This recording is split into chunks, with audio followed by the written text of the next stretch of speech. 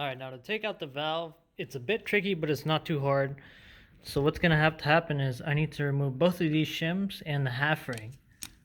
So that's the top shim, the opening shim. You see that? That is your, if I can get it to focus. Okay. Just trust me when I say that's the opening shim. There you go. Okay. So we'll leave this right there. Come on, get off. Now here's the tricky part. I have to push down this guy, and you can kind of see there's like two half rings in that crevice. See that? It's like they're like half rings right there. I need to remove those half rings so I can pop this shim. Alright, so check this out. I've kind of done unconventional means of popping this closing rocker a little bit off. But you can see here, those are the two half rings that I spoke about right there. So we're going to get them off using this magnet. If I can do it one-handed. Alright, hold on. I'll get them off real quick.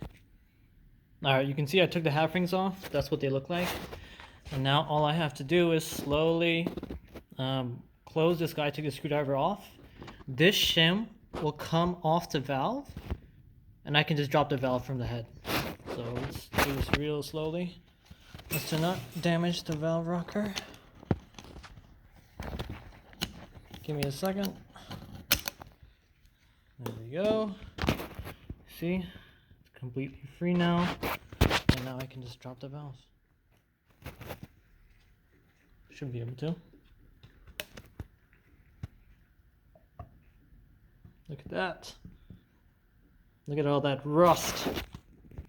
And just like that, we got a valve out. Those are your shims, the opening shim, the closing shim, and the half ring. And that's what a disgusting valve looks like.